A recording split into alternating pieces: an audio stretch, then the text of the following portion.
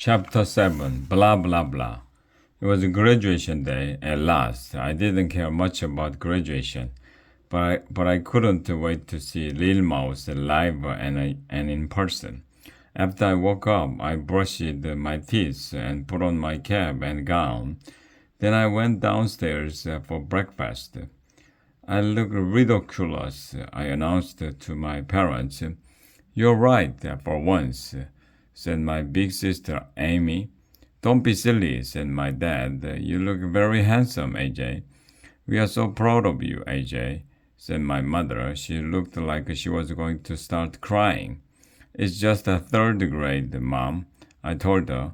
It's not like I'm graduating from college. Ha! Snorted Amy, as if that's ever gonna happen. We drove to school and went in the side entrance to the all-purpose room. I don't know why they call it the all-purpose room. There are no dolphins in there, but the room was filled with the teachers and parents and grandparents and great-grandparents and aunts and uncles and brothers and sisters and a bunch of other people who looked like they just showed up because they had nothing better to do. Some of the moms from the PTA asterisk parents who talk a lot were selling hot cross buns. The rest of the parents were taking pictures. Of course, the parents love taking pictures. Oh no, I groaned. Not pictures. This is a milestone. This is a milestone, AJ, my dad said. Everything is a milestone with parents. I could clip my toenails, and my parents would say it was a milestone. Then they'd take pictures of me clipping my toenails. Ryan's and Michael's parents were taking pictures next to us. So, of course, the grown-ups had to gather the three of us together for a group shot. Don't they look handsome? Said Michael's mom. Smile, all the parents shouted. First, they took pictures of me and Ryan and Michael. Then they took pictures of me and Michael. Then they took pictures of me and Ryan. Then they took pictures of Ryan and Michael. Then they took selfies of themselves with me and Ryan and Michael in the background. I thought I was gonna die from old age. Hey, let's get the brothers and sisters in there, shouted my dad. No, shouted me and Ryan and Michael. My dad once told me that when he was a kid in prehistoric times, people couldn't take 1,100,000 pictures of every little thing they did. Cameras needed this stuff called film, and when you ran out of film, you couldn't take any more pictures. I missed the good old days before I was born. Finally, the picture-taking torture was over. The parents were sobbing and blowing their noses into tissues. Well, they were blowing their snot into the tissues. It could be dangerous to blow your whole nose into a tissue. I can't believe my baby Ryan is graduating from third grade, blubbered Ryan's mom. It seems like only yesterday he was in diapers. Dude, I said to Ryan, you were diapers yesterday? We were told to take our seats off on the stage. I had to sit between annoying Andrew and crybaby Emily. Alexia and Neil was sitting in the row behind me. Where's the Lil Mouse? Neil asked me. I looked around. The Lil Mouse was not in the house. Celebrities always show up late, I told Neil. That way they can make a grand entrance. Principal Stoker stepped up to the mic and made a peace sign with her fingers, which means shut up. Everybody got quiet. Welcome, third graders, said Mrs. Stoker. I have a question for you. What's brown, hairy, and wears sunglasses? What? We all shouted. A coconut on a vacation, said Mrs. Stoker. And then she doubled over laughing. But seriously, kids, what kind of tree fits in your hand?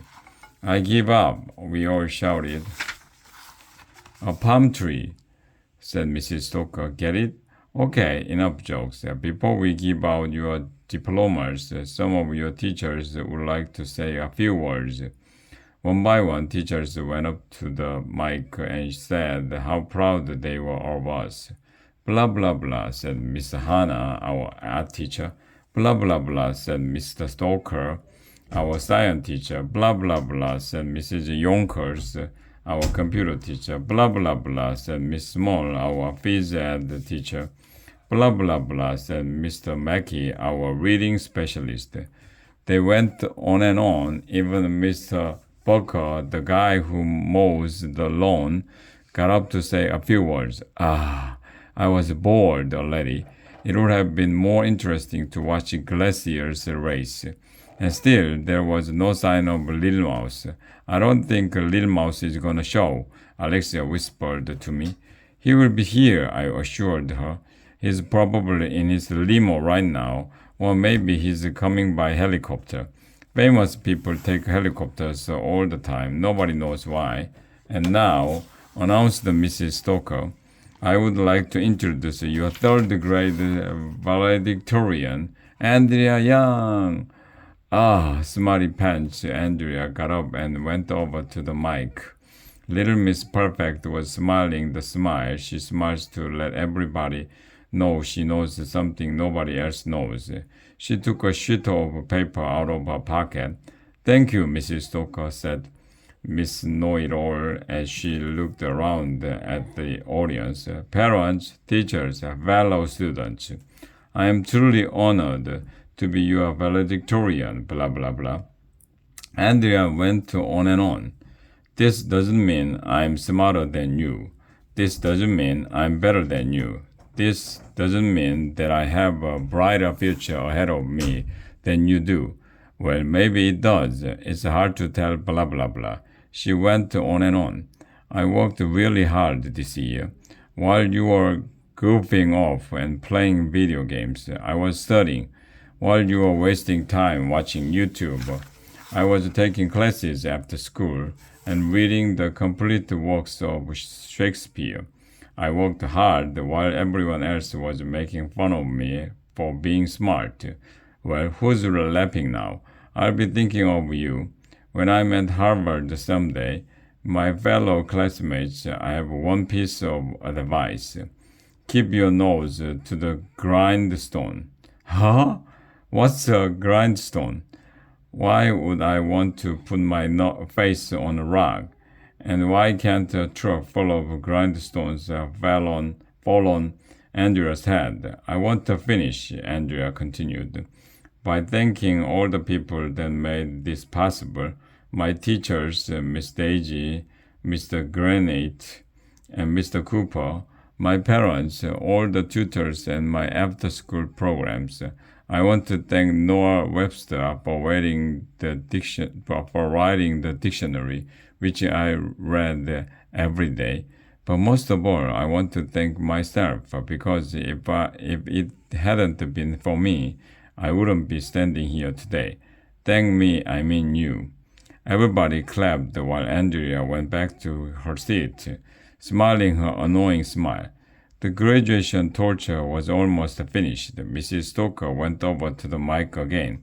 And now, third graders, this is the moment you've all been waiting for. Little Mouse finally arrived? It's time to hand out the diplomas, said Mrs. Stoker. Oh yeah, I forgot about diplomas. But that's when the weirdest thing in the history of the world happened. Suddenly, the lights in the all-purpose room dimmed. There was the sound of an explosion. Music started playing. Colored laser beams flashed all over the place. The door to the back of the all-purpose room swung open. I heard somebody shout.